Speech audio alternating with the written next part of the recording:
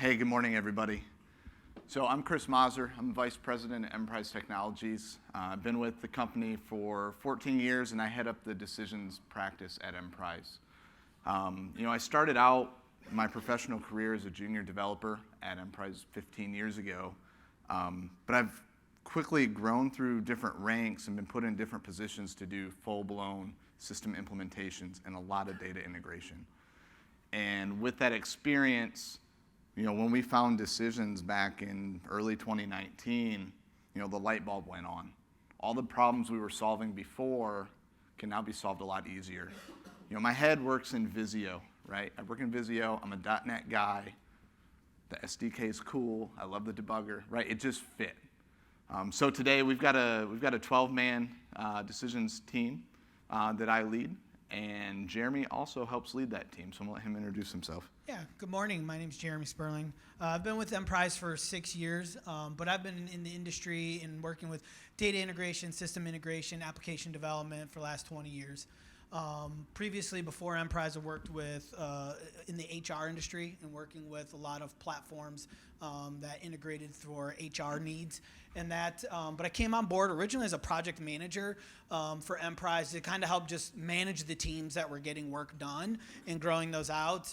And then quickly moved up in the company where my focus today is leading those teams. And again, since Chris said, when we kind of stumbled across decisions and started learning about that product, and that the light bulb started going on of, man, we can put this in with this client, we can put this in with this client, we can use it here and there. And that we've started to develop this decisions side of the business, and I've really been focused a lot with engaging the team, growing them up, and then solution architecting, right? Building out the designs of what we can do for our clients and how we can implement a decision solution for them. All right, so real quick as we jump in here, and I know Mark kind of gave a little overview about who we are. So we're Emprise. We're a 43-man team right now. I believe we're all based out of our Toledo, Ohio office. We do have everyone come into the office when it's not COVID times. But we work with clients around the globe. Primarily, we work with clients in North America. We don't have, I guess we have one local client now. Everyone else is a plane trip. TPD. The other piece I want to hit on here is our mission. Our mission is to develop developers. And that doesn't mean develop our developers. That means develop our developers and your developers. We're an education company, right? We want to do knowledge transfer to make sure your team's successful after we leave, because we don't want to own all that, right? We want to get the job done and move on and help you innovate in other ways. Some of the other things that we do, we do solution architecture. We do a lot of change management. I'm going to hit on knowledge transfer again, but we love data. Every project we get involved with has to do with a lot of data, whether that's user input data, whether it's integrating systems, whether it's doing system conversions. We're data guys. We love data, okay? The purpose of this presentation, though, is not to talk about how great we are, right? Because we could do that all day. The purpose is to give you some perspective from a system implementer of how we approach implementing projects and decisions. Okay, a lot of clients we've talked with right out of the gate, they get this big shiny tool, and they just want to build something. They don't think about how they're going to get from point A to point B. They just want to start building. And there's actually a whole process that has to happen to be successful in decisions. We've seen clients who just start building on day one. They don't train up their team.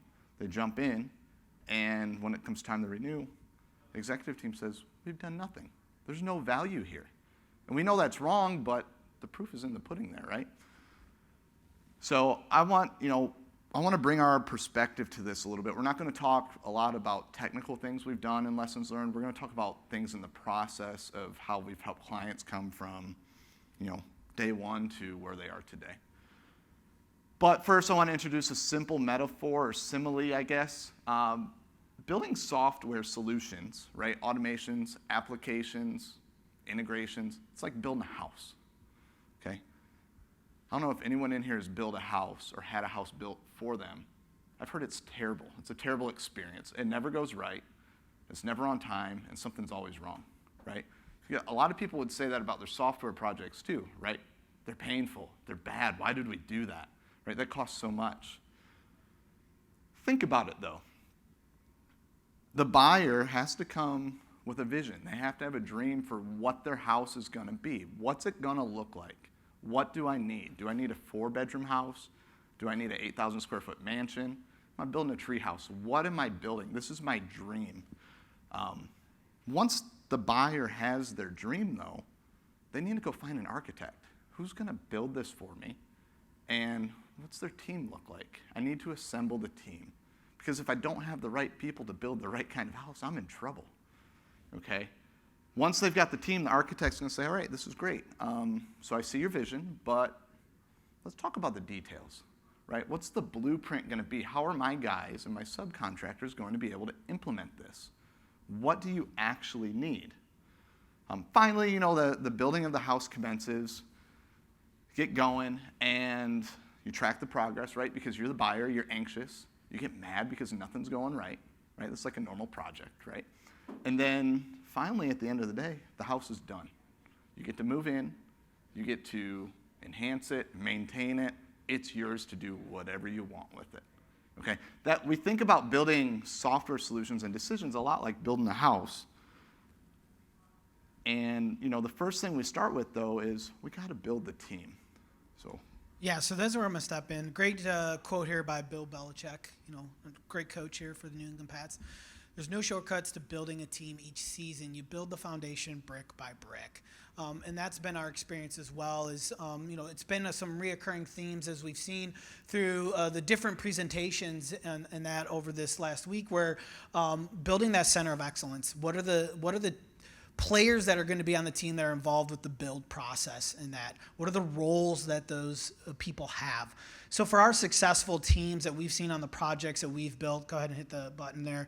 These are kind of like high level, the main 4 roles that we see that the teams need to consist of.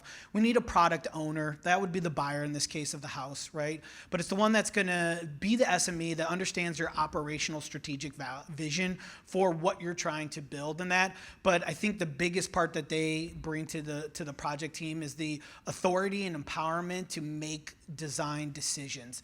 There's 5 different ways you can build something out in decisions, and that there's multiple different approaches. And as you go through the considerations for performance and the styling and how things need to execute on and where data needs to get stored, and that having that product owner that can be like, you've got option A, you got option B. You can have white subway tiles in your kitchen, or you can have black quartz tiles, whatever. They get to make those decisions and guide the team in that regard, and that's definitely helpful. And we expect them to be engaged from inception to the go live, and that they're a part of the team. So that's a critical piece. The next thing is the solution architect, and that's where Chris and I probably fall into mostly on our day-to-day, and that is we work directly with the client to own the technical solution. We're setting up what the design should be for the build and that. And it's having those conversations, like I mentioned, with the product owner about our performance. Where does data need to sit at? Where do you need to access things? What's your user experience going to be looking like? Considering all those things so we can build the actual blueprints for the team. And then moving into the last 2 are kind of like your functional people, right? You've got your developer analysts, which are your builders. They're all your subcontractors. They're your carpenters, your electricians, your plumbers. They're the ones that are coming in and doing the work and that and getting it done, building the house. So they, and I think what's great about this analogy real quick is that we've seen where different people on the teams bring different skill sets to the team, and that you may have somebody that's great at the UI, working with the forms. They geek out about all the visibility flows and data flows that are necessary there, making the forms dynamic, and presenting them in a clean and meaningful way. And then you have other folks that are really great at the engine side of things, building out the flows, understanding the logic that needs to occur there, working with the data. Can I have some kind of performance enhancement in this process, whether it's removing some looping that we don't need in that. So you've got different people that have different skill sets when it comes to the build. And then lastly, it's important to identify your testers. Who are your power users that are going to be the ones that give the green thumb on this, right? They're validating that the build is good, it's production ready, and can be released, right? So having this as a core team from your projects is what we've seen is really makes it successful. So moving on with that team, you've identified the roles, you understand the team dynamics and who's going to do what, what their kind of skill sets are that they're bringing to. We talk about growing the team with our client, and this is one of the great quotes I think that we've heard different people through decisions and outside of decisions say is that no code does not mean no training.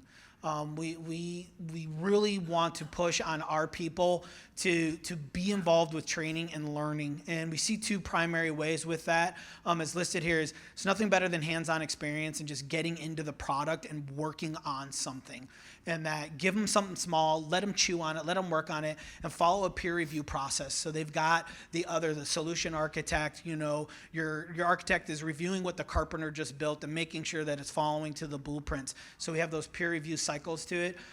But decisions training, I can't stress enough decisions training. It's free. There's so much content that's out there that's available, and that push your teams to go through it, learn what they can. If they can get on site or join the virtual ones, do it. It's going to help you out in the long run. And then ultimately, set up that mentorship, for your teams, grow with them, challenge them in different ways, and you'll see those team members start to shine in different areas and exploit that, encourage them to do that. And then I think lastly, moving on to the next slide, really it's what we've learned in the last few years is setting standards for your projects, for your builds. And that, so as a client comes in and they're bringing decisions on fresh, it's a new instance, you're starting to add people in, they're starting to talk through those designs and that, but from the get-go, set the standards for how you're going to work in the tool. What are your naming conventions going to be? How are you going to set up your folder structures? And that if you're going to have some sandbox areas versus main project areas, how are you going to move flows that somebody's just messing around with trying to figure out into an actual project area, get it tied to a project? What are your project namings going to be? But just setting some of that standards across the board really sets the project up for success. And what I'll kind of point out are the two things I think are biggest items on this is the commenting and readability of your flows. As Chris mentioned, we're Visio guys. Like we love to whiteboard. We love to kind of work in the UI and that, to especially walking through concepts with the client, to drag and drop things on a flow designer, working through that, tying things together, and that's awesome.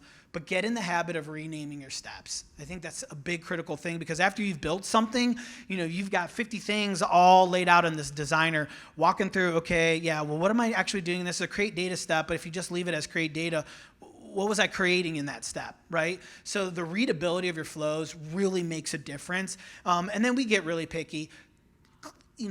Lay out the flows so they look clean. Don't cross lines. Don't have things kind of going all over the place so it looks like a spider web. And that, try to give that top down, left to right flow.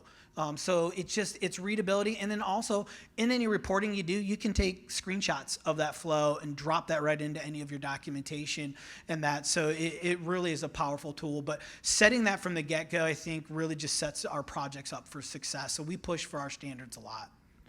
Yeah, a lot of times we get started with clients who have never used decisions, right? And they'll say, hey, what do I need to do to get started? How am I a decisions developer? What does that mean? And that's all those things we just talked about there. Once we finally get the team built, though, we need to move on quickly to building the blueprint. Okay, we need to understand, what house do you need to build, right? What's this thing gonna look like? Okay, so I've got a couple pictures of houses here, right? You've got your dog house. You've got your kids build a tree fort, right? So Will did a good job yesterday talking about that graph he had, or that picture he had, where we've got automations down here and full-blown applications in the upper right. As we're looking at this and trying to tie that together, our automations are over here on the left side of the screen, right? We don't care what they look like. The kids have a tree house. This is awesome, right? That's what we needed. It got the job done.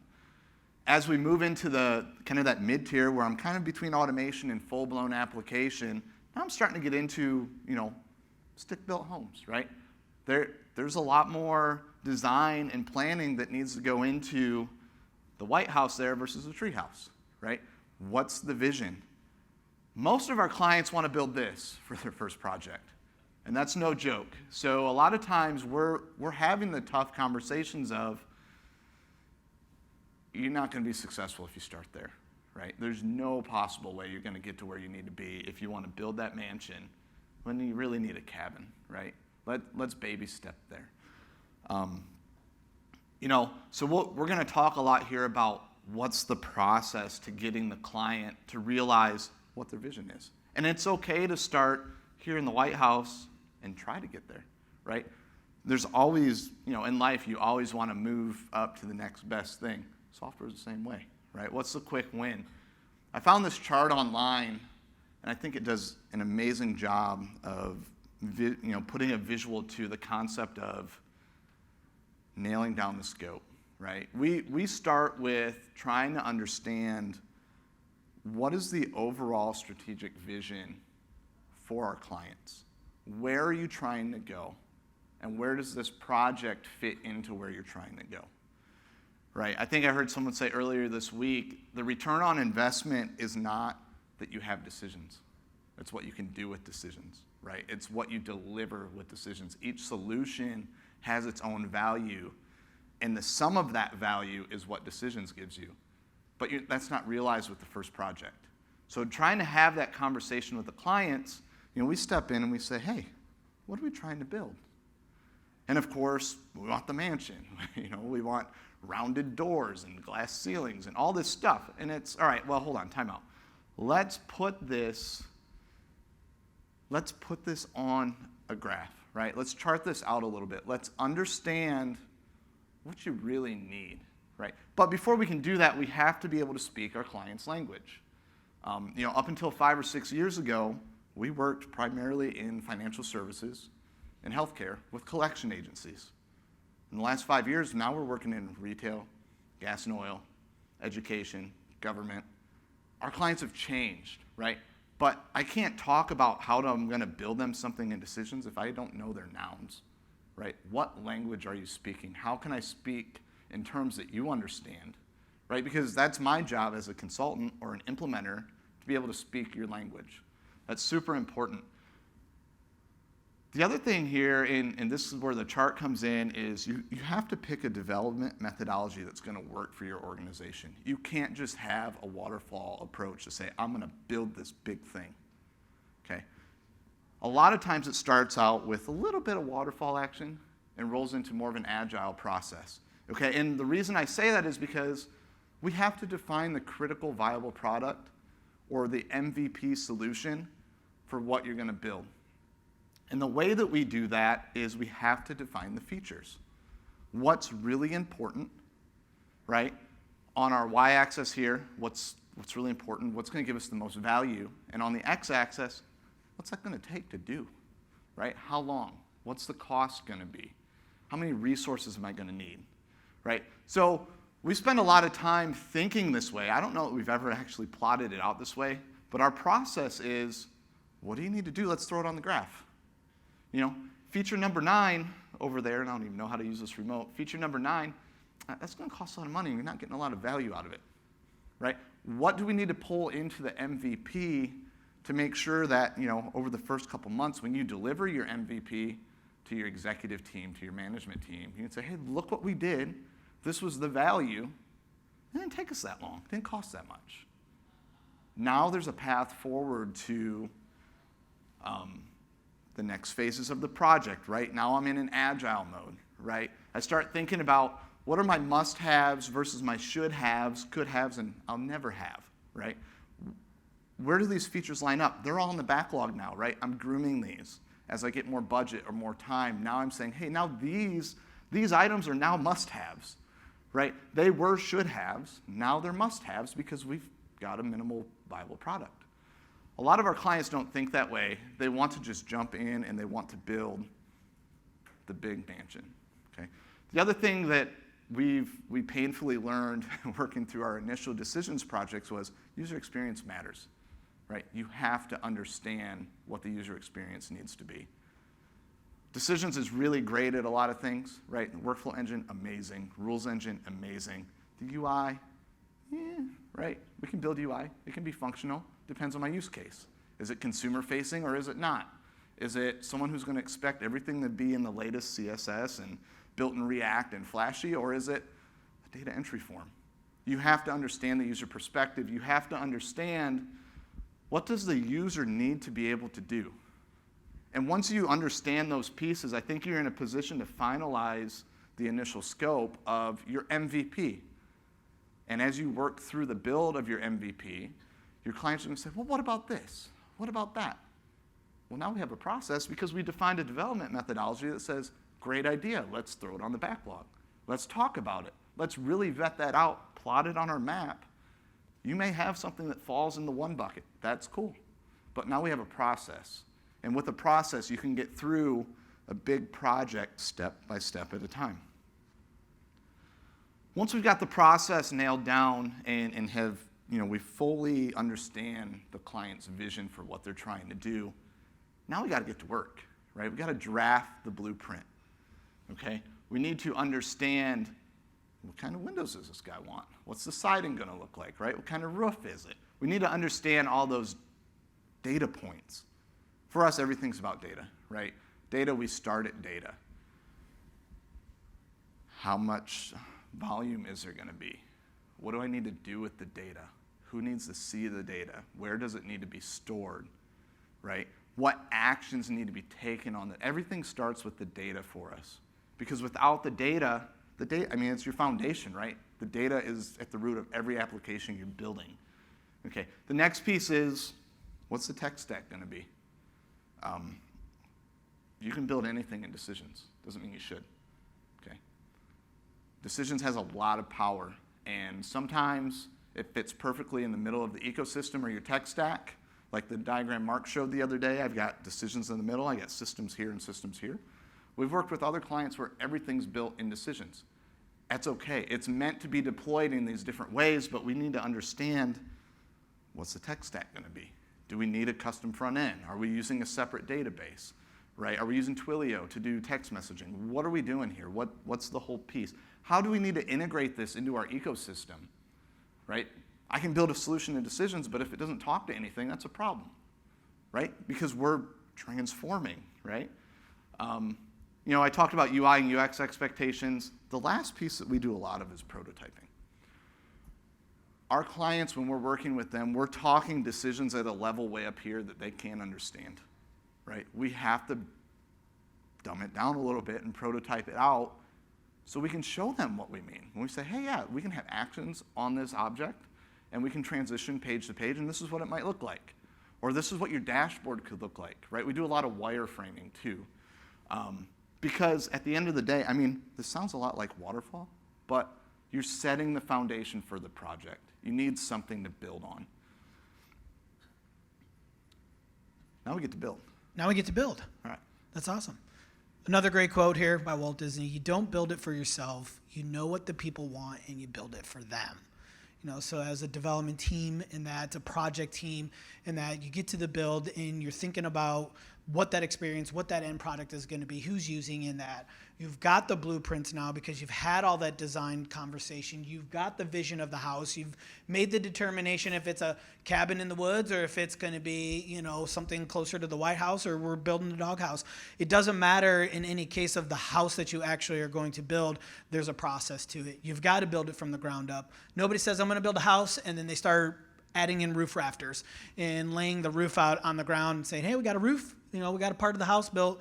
It just doesn't make sense. There's an approach to how you build the house, and it always starts with the foundation.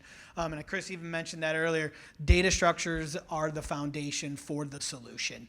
What is your data? Where's it going to be stored? How are you going to access it? Does it need to be encrypted? How does it need to be transmitted? Who needs to see it?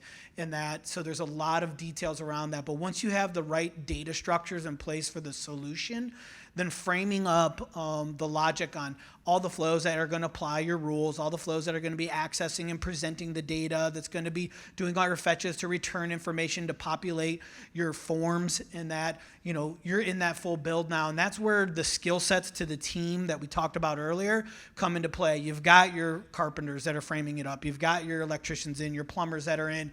They're doing their jobs in that to build out the house, in that to ultimately come into the finishers, the fine touches on the house, the paint, all the trim work in that, the appliances being installed, to those final pieces that clean up, in your code in that. It's somebody that's going through and reviewing for optimizations for performance. I give a great, the last talk we gave there, we had a client that, all of our test files were like 1,000 records big. doing that, 1,000 records, tested through the build out that we had, running like butter. It was beautiful. And that we get ready for production and say, okay, well, we've actually got a copy of a production file we want to run. It was over 100,000 records in that production level file. And it was like, okay, we didn't anticipate that. We were thinking smaller volumes, and we had to retool some stuff for performance. And that. And another point we've made earlier is cleaning up the mess. Sometimes building a house, it gets messy. Carpenters don't care when they're coming in and framing stuff. They drop nails on the floor, they bend a nail, they pull it out, they throw it down, or they break a board, they throw it in the corner. They're there to do their job and get the framework done. So they make a mess. Painters can come in and put that base coat down. They spray everything. They'll spray the floor, the ceilings, everything, that base coat, and they'll make a mess. So we definitely want to make sure that in the projects, we're finishing efficiently, and we're cleaning up the work that we do. So you can have a flow that you're testing different steps on and drag and drop different things, run it through. But if it's not something that's going to stay in the flow, get it out of the flow. Clean that stuff up. We kind of finish it with make it pretty and accessible, applying your CSS, give it that whiz bang wow factor at the end there. We always kind of work on the functionality first and making sure that that is solid with the data, and then come in and make it look good, because the clients, the end users that are going to be working with that application, they want something that's pretty as well as functional. And finally, from the metaphor of the house, right, it's got to pass inspection. That goes back to the team with the testers. It needs to be tested out. There's inspections that happen at all levels with the house build, with your electricity, your plumbing, your framework. It gets through inspections, your foundation's inspected. So we highly recommend unit testing, building that into your design of how you're actually going to build on and execute on your build. But yeah, you want to make sure that it passes inspection and it's ready for that person to come in and live. It's ready for production. All right, so I'm going to hit on one point here that you already hit on, but I'm going to take it another layer deep, right? Clean up your mess, right? Developers should clean up their mess as they're going, right? Clean up your flows, make sure the lines look good, everything's fine. But imagine if you had a house built, a nice big house, is beautiful, and you come in and there's just scraps of carpet everywhere, right? There's paint cloths on the floor. No one wiped up the dust from the drywall. The project's done at this point, right? But there's all this technical debt, right, left laying around that no one cleaned up. Okay, so one of the things that we're really big on with our guys and our our architect reviews is you have a lot of flows here. Are you using everything? Right? Because in 3 or 4 months when we got to come in and maintain this, I don't want to sift through all the trash to get to what's actually being used. So it goes beyond just the scope of one component. It's the sum of all the components. And how do we tidy up before the homeowner gets there for the big reveal, right? Because that would be a terrible reveal if it was a super big mess. All right, so we talked about our methodology a little bit and our approach to these projects. The big piece there, again, I want you to take away from that is scale, right? It's iterative, right? You got to start with the MVP and grow from there. Some of you probably already have stuff in production. You can still apply some of these same concepts to current initiatives, right? The next thing I want to get into is use cases. So we've got 3 or 4 use cases here that we'll hit on, how we've applied this in the real world, okay? Because as an implementer, we've been pulled into clients who are brand new. We've brought into clients who have already been implemented and everywhere in between, right? People who are trying to grow their footprint with decisions. This first use case, though, is with a financial services company who had a very simple use case. I've got source data over here that I need to download. I want to run some rules against it to make sure I've got the right data, and I want to push the data to a target. It's an ETL process, okay? Really simple. Their initial build was for one client, right? Their vision is we're going to have all these clients, and they're going to use all these source connectors and target connectors with data rules in the middle. But it was built for one client, okay? So we got involved, and we're looking at it, and the first thing we're trying to do is, what's your vision? Where are we trying to go with this? And as we came into the project, we quickly realized that everything was hard-coded for the one use case because they only ever had one client to start with. They had no forward thinking to where they were going. It was, this is what we have to do to get the bowl across the china shop. I don't care how it gets there. I've hard-coded it. It's great. But the understanding of the executive team was, I have all these source connectors, I have all these target connectors, and it's dynamic and it works. So we got pulled into this project. It probably took us several months to get up to speed with what the vision was. And we quickly realized that there were a couple other big problems with what was implemented. It was not performant for speed, right? So the one client had super low data volumes, 500 transactions each time it ran. The next client, 10,000 transactions. That's a big difference, right? There's no testing that was done. Data security was another thing. They stored every piece of data that ever came through their system.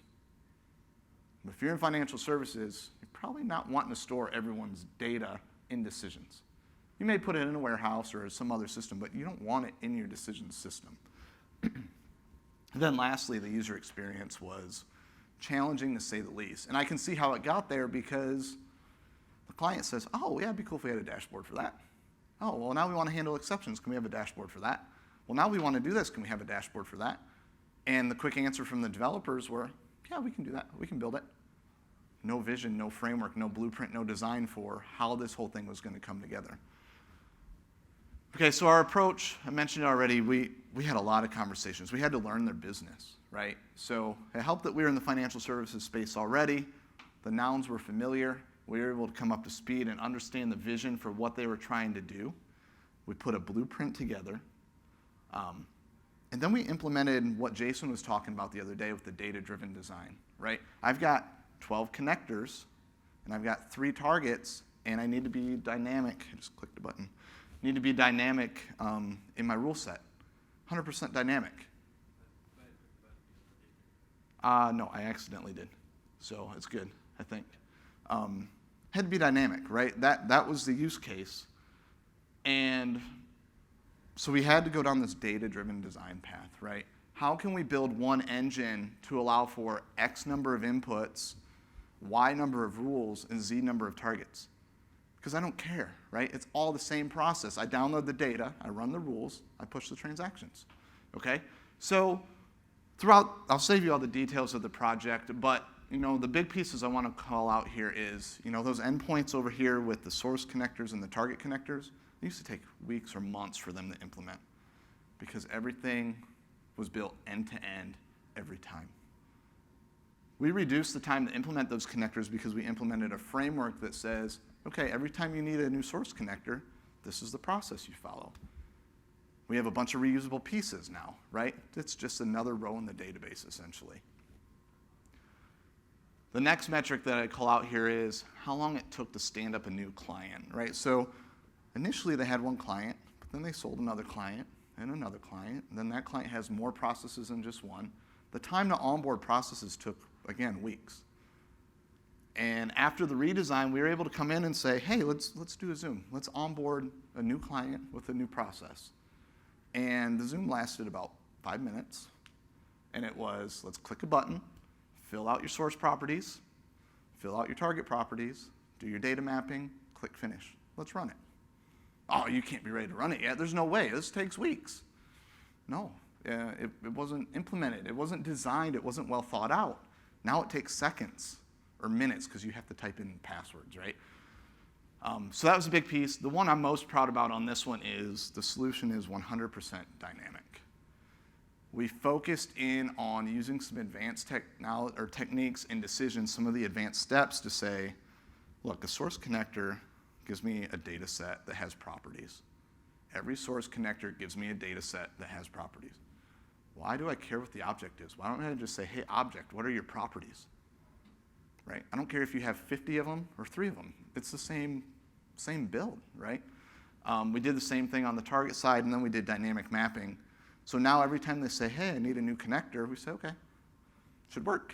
Connector's built, go try it. Oh, all my fields are here, this is great. Well, yeah, right? It's dynamic, it's configurable. You don't need developers to set up your processes anymore. So this was a really big one for us, and really got us starting to think about, from right out of the gate, how did we get to where they were to here, right? And there's a methodology and a process to doing that. I can also see, too, out of the gate how they got where they were, right? It's a new platform. They need to go live. They got to, recognize the return on the investment. So. Yeah, awesome. You go ahead and hit the button, I think, again, bring up both sides, yeah. So this client that we worked with is one that I've worked with hands-on for quite a few months, and they were a new decisions user. And they were looking for an application that they could build out rules that could connect to their own homegrown core application that they built. And so they didn't really have a full suite of APIs that they created, but they had code that was accessible to be able to go fetch account information, debt information, contact information, and things like that. But they weren't sure how to take that and make that available publicly, so they could have a consumer web portal or some other third-party endpoint that they were working with on their automated voice attendant, that would need to have that application running, would need to access. They wanted a layer of protection in between their core systems and then anything else that was trying to access it. And we looked at a standardized approach to doing that. So we built out what we called their API gateway for that. So what was neat about it is, again, to go with that concept of the data-driven type of design, we have an execution flow engine that runs other flows. And so for any endpoint, they call in to one flow to process their request, and they can send in a dynamic payload of any key value pairs in that, and they send in a method. So they can send in, I want to retrieve the account, and these are the data points I want, in that our process then validates what that method is. We have a mapping for what flow should be executed on for that method, and then we validate all the parameters that you pass in, because we can get the parameter listing of the flow to be run and validate it against the body of the data that you're sending in to make sure that, hey, if you're going to do a fetch on account and I need a database identifier, a token value, an account ID that I've got to go fetch, I need those parameters, and this flow to run requires those parameters. So if everything is not provided as necessary, we can reject that call with a custom, error message to that endpoint. So that was a great project where we learned a lot about consolidating data objects, leveraging SQL within the flows to do dynamic queries as well to be ran. And one of the biggest challenges we had there was that their data was actually segregated into multiple different databases. Like, they had different network environments that had different SQL servers on them with different databases within those SQL servers. So we had this huge mapping routine that had to be processed to figure out where to go get the data. But from an endpoint perspective, I make a call to this one URL. I say I need to get an account, and here's the parameters I'm passing in for it. The engine handles all of it, finds out what flow needs to be executed on, validates the parameters are there, and runs through it. So it is very dynamic. And the last thing with that one too that I thought was pretty cool about it is that, traditionally in like REST type of APIs, if you're building that out, you define what this account object is, you define what a debt object is, you define what a contact object is, and then there's a series of gets, post, put, patch, those methodologies to that. And so, if you had to go get in a web portal an account and then all the debts for that account, that's 2 round trips to the API engine that you'd have to call to collect that data. With our process here, we can build a customized flow that says, what does the endpoint need? Well, the endpoint needs for their information, the account, all of its debts, and its primary contact. I can build a flow, then add it into the mix and say, this is going to be your account fetch process, and I'm going to return all that custom data, make your own data object for you to ingest that information. So it gives a lot of ability to consolidate what the client wants to be able to provide to that endpoint. And then with that, another piece that they got involved with was downloading large files that they process at the end of the night to send out all their text messaging for the next day, communications to end consumers. And a couple real life lessons we learned there was performance, right? All of our test files, I think I used this example earlier, all our test files were small. And that we got to production time, and we got big files that we've got to deal with, and that so we had to really learn about using the run flow for list step, and then think about those processes and how we were executing flows for each record, but within that flow, it was doing all of the logins to the APIs that we had to go integrate with. So I'd have to do a login to Twilio, get an authentication code from Twilio, then make the command to Twilio to send, here's the record information after I've validated that record information. Well, doing that login over and over again was just an unnecessary step to be done. I can start my process in my main flow. Here's the file, ingest that in a CSV to list map. So now all the data is in memory, and I'm going to pass that list through to the run flows for list step for it to multi-thread. But I do all my logins to the APIs, and I get my authentication keys before that looping happens. And then you just pass that in, and as the run flow for list, because that data propagates down to that sub flow, it now is there, and all I'm executing on are the real API commands that I need to deal with that data and send it out and execute on the text messaging. So when we originally built that process, kind of using standard methodologies there, it would run in a few hours to process through their whole file. We got that down in less than 20 minutes. I think we reduced that process by 80% there on that whole ingesting and generating that process there. So that was a great learning lesson on that client. And then we have a couple others that we've gone through. We built a case management solution for our local police department that handles all of their seizures and forfeitures of property. And then what was cool about that one is that they just really had an old legacy system that was hand built by one person, a basic, I think it may have been Access that it was written on, but it lived on one physical machine and one police, officer's office there. And so we built out an application and decisions that now enabled them to access that data anywhere. So if they're at the courthouse working with an attorney on some court case and they've got to look at all the property that was seized and review that information, it's now available to them on a tablet or on their cell phones, that they can get access to that. And so we consolidated their older information. We had to do a lot of legacy crossover into that application. But then the cool thing there as well that really helped them out and give them the leg up was the automated distribution that we did. So we built some logic in that when they applied the court ruling, and they had specific business rules for what the courts could apply, and so they just had to select what the court ruling was, and it would pre-populate the distributions for the different agencies involved in the case. Because, when they get that property and they've got to distribute it out because it just doesn't go away. If it's money, they hand it out to all the different agencies that were involved in that seizure. So we automated all of that for them. And then real quickly, I think, because we're getting close to time here, I'll just jump to the last one. One that we've been currently working on is this client contact management solution. And what's, kind of basically there, you think, okay, I've got a list of names, phone numbers, email addresses, and that. But with this client, what was particular for them is that they had all these individual separated teams that managed their own book of business, but they wanted to have a consolidated environment where all of their client contact information was kept and managed. And so we took, 80 different spreadsheets and that they used across their organization and built one single solution for them, one repository where all the contact information is, but we built an approval process on that. So as their teams, their day-to-day accountants were working with clients and said, oh, hey, Bob's the new accountant at our client X for this fund. I need to add his information into our contact system. Sends out notifications to the principals of those teams, say, hey, we got a new accountant that we're working with, and that, and it adds that information and allows that approval process to be seen over, yep, that's great, this stuff's completed and ready to go.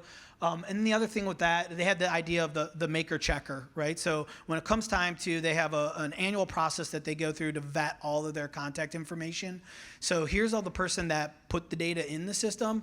Here's all the person that double checked and made sure that it was good and signed off on it. So we built that out recently for them, and we're working with them through the deployment into production on that. But so a lot of good use cases in that.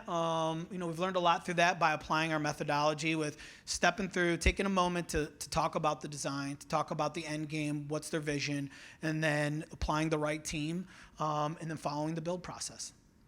Yep, I think the biggest takeaway we want you to take from this is you have to follow a process.